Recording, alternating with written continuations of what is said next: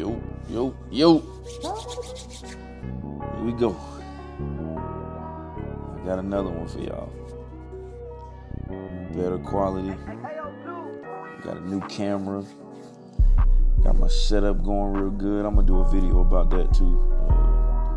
Everything I got set up. I'm still in the garage like I was in Texas, but it's a little different now, man. I really put my foot into the what's the word I'm looking for? Really stuck my foot in this barbering thing, man. So here we go. I'm gonna try to do a more detailed tutorial for y'all right now. We doing a mid skin drop fade, and as you can see, I just showed right there to the camera. Starting off by taking the hair down to the desired length, which my client wanted a 1.5, so I slapped on a 1.5, closed it all the way, and start taking off all the excess just to get the hair down to where he wanted. So we're doing that, and that's one thing I gotta get used to. Stop saying yeah, gotta stop doing that. It's part of public speaking. Get into a rhythm where you kind of take it out your vocabulary, so it flows better, whenever you speaking in front of a group of people, or even, doing a YouTube voiceover. But yeah, so we taking down the bulk, and in this video, I'm only gonna be showing one side, because I feel like it gets repetitive, when people watch these videos and you flip-flop back and forth on one side, and you're doing the same exact steps. A lot of people, I know a lot of people, I know me personally, when I'm watching YouTube tutorials, yes, I still watch YouTube tutorials. Like I told y'all in the first video, I'm gonna be a student of the game until I'm done cutting hair, and that will be never. So, as you see then, I just blew all the hair off, all the excess hair that came off when I cut it down to the desired length, and now I'm here with the clipper closed, no guard, putting in my initial guideline to start this fade off, and I'm dropping it a little in the back. I know y'all won't be able to see it on this video, but just give me some time, man. I'm gonna get to it, start getting more detailed, showing different angles and all that good stuff like that. But yeah, here I'm still creating that initial guideline. Got hair growing in different directions, so you gotta turn the clipper like how I was doing just then in the back. I had to turn it sideways because the hair was growing kind of at an angle, blowing off the hair again. Here I'm coming in with the Andis GTX Exos to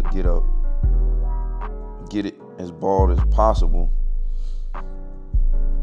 And these particular trimmers right here, I actually don't have anymore. I traded for a pair of Low Pro FX trimmers, and I'm still trying to get those right where I want them to be, man. I got a lot of trimmers. I got like 2, 3, 4, 5. I think I got 6 trimmers, and the ones I use the most are my X Evos, and I got a pair of silver and black Babyliss FX trimmers.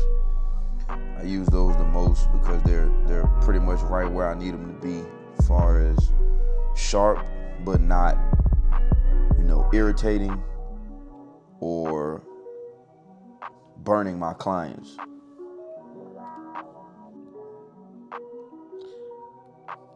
As y'all can see, before this clip right here, where I just showed the clipper, right there it was halfway closed. I started out with it all the way open and made my not first, because the skin was the first guideline, but I just made the second guideline, which is the clipper all the way open, and now I'm going halfway and blending everything in between. And as you can see, I'm gradually closing the lever as I work my way down. I started with it right below open, or I should say right above open, and then I'm gradually closing it as I work my way down. So we're fading down. And like I said before in the first video, nothing here is going to be about perfection. I'm here to learn, teach if I can, because I'm forever grateful if somebody could hop on and look at one of my videos and be like, oh man, I took this tip from him because he did X, Y, and Z this way. That's all I'm looking for. I'm not trying to jump out and make it seem like I'm the best at what I'm doing. One day I will get there, but for now I'm still, learning, trying to teach if I can. So, and then we go back with the 1.5, which is what I took it down with, and we starting with that all the way open, just to pretty much debulk. And I feel like the 1.5, it's not that I'm rolling through this fast, it's just that I want to try and gauge what it's actually gonna do, as far as if it's gonna help as far as transition, because this is what I took it down with. Mind you, now I went with the grain when I took this down with this guard, but I'm going against the grain now as a part of the fading process. So just like I did with the no guard blade, with the no guard clipper fully open, work my way down, fading down. We're gonna do the same thing all the way through. One guard right here. We're gonna go with the one guard. Camera hopping into focus. Okay, here we go. One guard all the way open.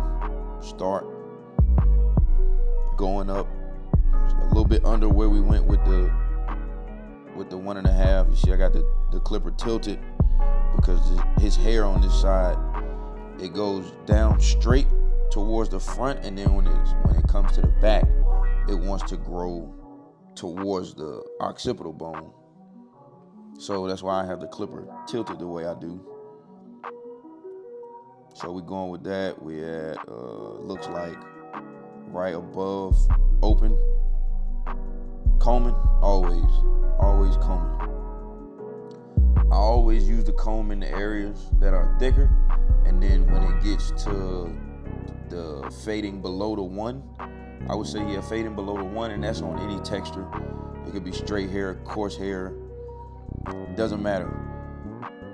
I feel like anything below the 1 closed, I'm using the brush, because the comb is not really grabbing anything. So I prefer to go with the brush when we go lower than the 1 closed. Here we go. It's not focusing, but it's the 0 guard. Give me some time. We're gonna work on that. We're gonna get that right. 0 guard. Start out with the 0 guard halfway. Not going up as high as I did before with the 1, because that's all that's gonna do is cause me to raise the fade, which is what I don't want to do. So we got the 0 guard here,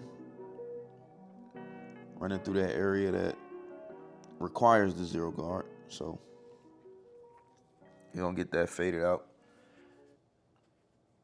And this is about to be a little off topic, but I recently was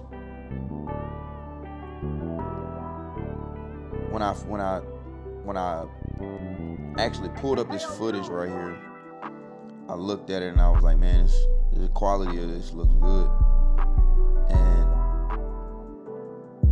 something just came over me like, you need to put this out. Like, it's legit content, and it looks, to me it looks amazing.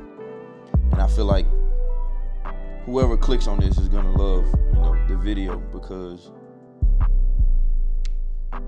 I feel like it ain't even that I know everything I'm gonna put out on this channel is gonna be 100% genuine. Like, there's no faking, nothing fraudulent about what I got going on this channel. I'm bringing y'all 100% me and that's including flaws in my techniques with barbering, everything under the sun you could think of that could be critiqued, constructively criticized, any of that. I'm open and welcome to all of that, because there's no way to get better if you don't want to, learn and actually receive the information or the criticism that's coming your way. But right here, I just knocking down the hairline. I used the clipper first.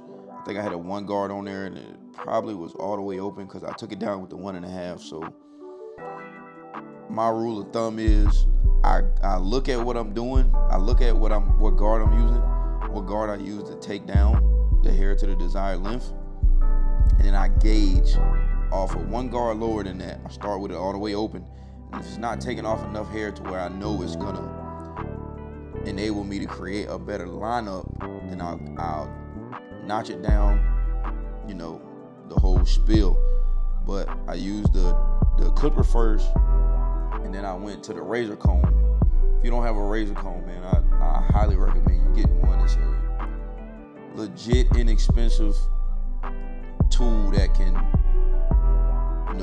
get you the way you need to be as far as these lineups, because I use it on just about every client. Most of the time it's usually African Americans with coarse hair, that have overhang on their hairline. So here we're going in. I sprayed on some Tresemme, I think it's level 4 hairspray for the hold. And now I'm doing a lineup, like I said, with my Gamma X Ergos, X Evo, X Evo, the trimmer. It's pretty much the sister to the X Ergo, which is the clipper that I was using in this video. So here we go. I did not get to film me actually applying enhancements, because this client right here, just like myself, which I'm pretty sure I'm gonna show y'all in a video, in one of these videos that I'm gonna end up putting out. His hairline is very thin in the corners, and this guy, if y'all can't tell from looking at this video, he's a pretty young cat. And the only thing I can say about this, and I tell him about it all the time, it's genetics. Like this comes from lineage, man. Like I got the same issue, and I know exactly where it comes from, and that's my father, because I don't know the exact age when he went bald, but I'm starting to see it already. And the only thing holding strong is my widow's peak. I don't think my widow's peak will ever go anywhere.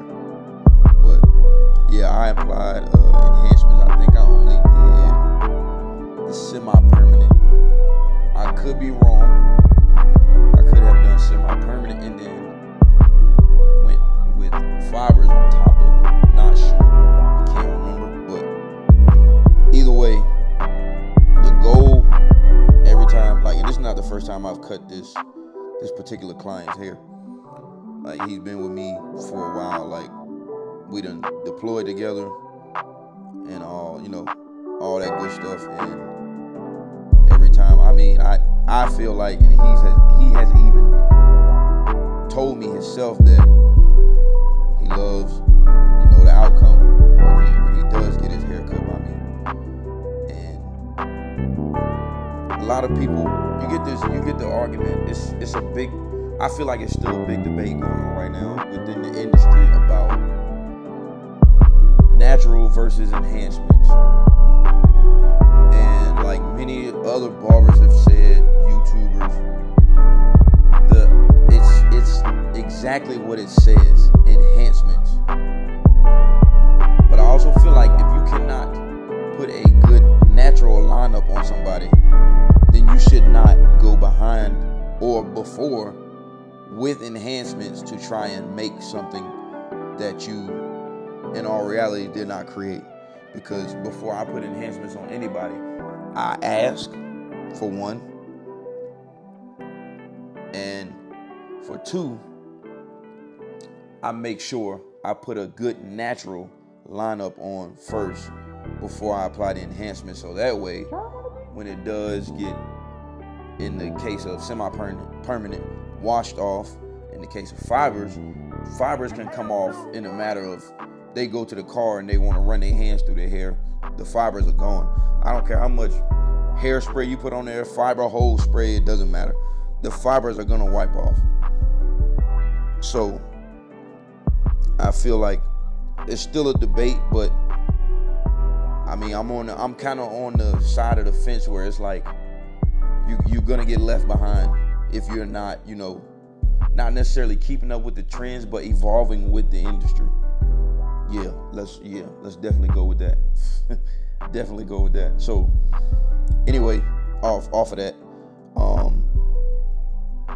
we're doing straight razor work right now. Not sure. Once again, just bear with me, y'all. I'm gonna put out better content and be able to, guide y'all as far as what it is that I'm doing. So I can't remember whether or not I used the pencil, the Barber Magic pencil. I don't think I did. It doesn't look like it. This is just natural ash line coming from the hairspray.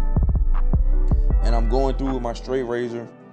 I'm applying, the techniques that I've learned from many of barbers on YouTube. You stretch the skin in the opposite direction of where you're pulling the razor. And I'm getting everything as, sharp as possible without digging into the hairline, trying to keep it as natural as possible and make the enhancements look as real as possible. Because everybody knows with semi-permanent and, it looks shiny when you first apply it. So, to come back with the fibers and give it a more natural look. But here's a cut, man. Mid skin drop fade on a client with a thinning hairline. Please drop these comments. Like, share, subscribe, all that good stuff. Drop the comments. I want to hear what y'all think, what y'all like, you don't like. Give me some feedback, man. I want to hear it.